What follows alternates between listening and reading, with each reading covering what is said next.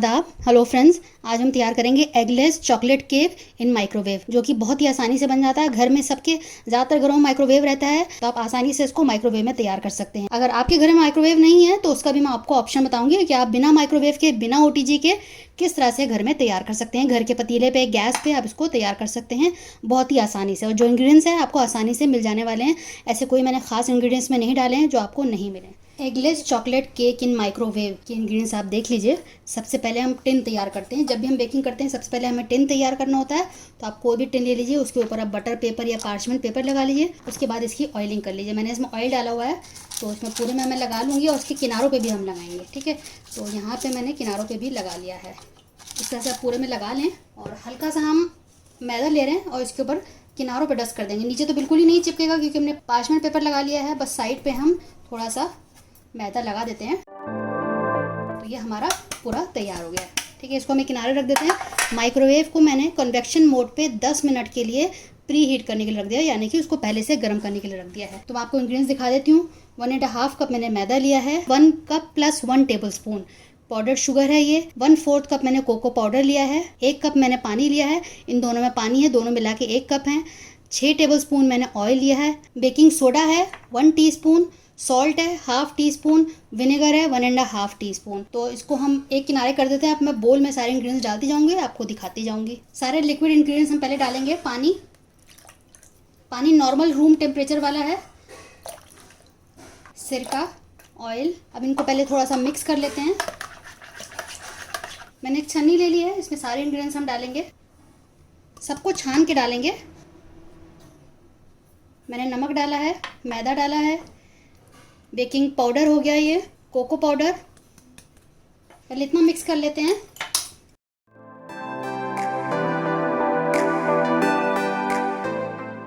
अब चीनी भी डाल देते हैं।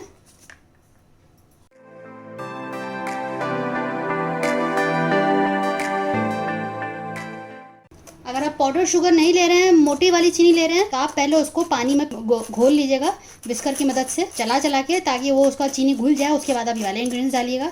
क्योंकि मैंने पाउडर चीनी ली है इसलिए मैंने सबको साथ में डाल दिया है। अब सारी चीज़ों को हम अच्छे से मिला लेंगे। बहुत आसान है केक बनाना। सिंपली इसको डालना है, सारे इंग्रेडिएंट्स को मिला देना है। ये नॉर्मल आप माइक्रोवेव में भी बना सकते हैं कन्वेक्शन मोड पे। अगर आपके घर में वो भी नहीं है तो आप उसको पतीले में, किसी भी पैन में बना सकते हैं। आप एक पतीला ले लें, उसमें नमक डाल दें और नमक को 10 मिनट के लिए ढक के गर्म कर लें। जब वो अच्छे से गर्म हो जाए तो उसके बाद आप ये जो जिसमें टिन है, बेकिंग टिन, उसके ऊपर रख दें, ढक दें। और जितना आपको OTG में लगता है उससे 5 मिनट ज़्यादा लगेगा और बिल्कुल लोएस्ट फ्लेम को आपको उस पर बनाना है। तो देखिए, सिंपली सारे बातों बातों में हमारा ये सारा मिक्स हो गया है बैटर। बस 2 मिनट रह गया है माइक्रोवेव को प्री हीट होने में। तो तब तक इसको मैं बोल में डाल देती हूँ, टिन में। अच्छे से मिला लीजिए ताकि सारे इसके लम्स निकल जाएं, कोई भी इसमें गांठ नहीं होनी चाहिए। वनीला एसेंस डाल देते हैं। अगर आपके पास ये भी नहीं है तो भी कोई बात नहीं, क्योंकि एग वाले में ज़रूर पड़ता है वनीला एसेंस। अगर नहीं है तो, अगर नहीं भी डालेंगे तो चलेगा।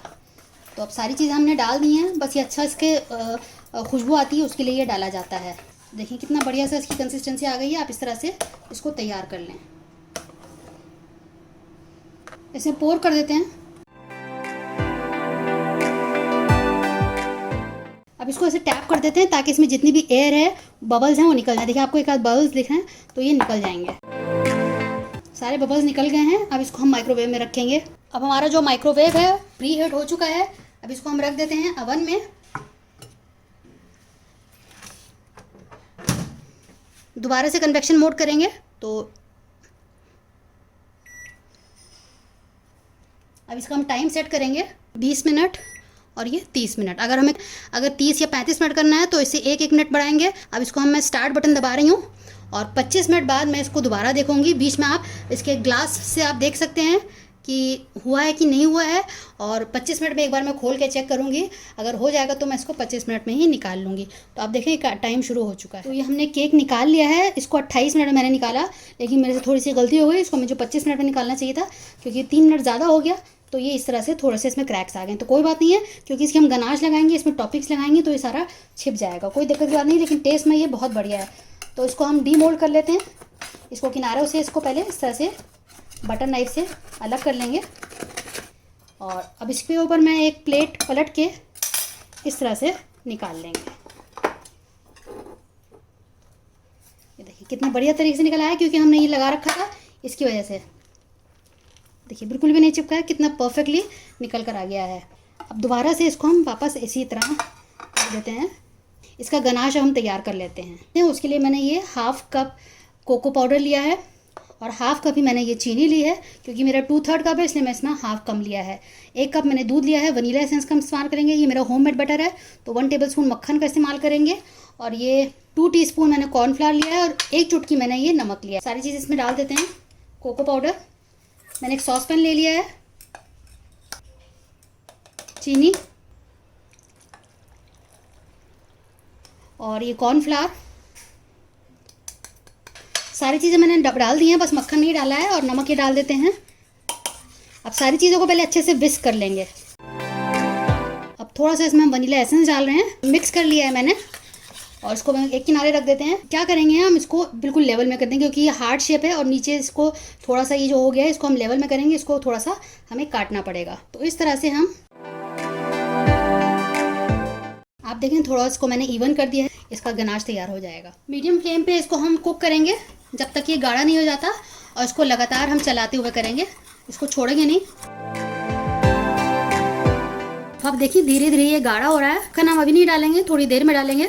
थोड़ा ये देखिए अब बिल्कुल अब गाढ़ा हो गया। हमें ऐसी ही कंसिस्टेंसी चाहिए। अब मैं फ्लेम ऑफ कर रही हूँ मैं। अब इसमें मैंने मक्खन डाल दिया है और उसको पिघला देंगे। मक्खन से क्या होगा कि इसमें एक शाइन आ जाएगी। देखिए आप कितनी चमक आ गई है इसमें। बिल्कुल इस तरह से हमें चाहिए, स्मूथ और सिल्की इसका टेक्सचर होना चाहिए। अब ये इसमें पोर कर देते हैं हम केक पे। इससे पहले कि ठंडा हो और ये जम जाए, आपको इससे पहले ही लगा देना है और नीचे की तरफ स्प्रेड कर दें आप उसको।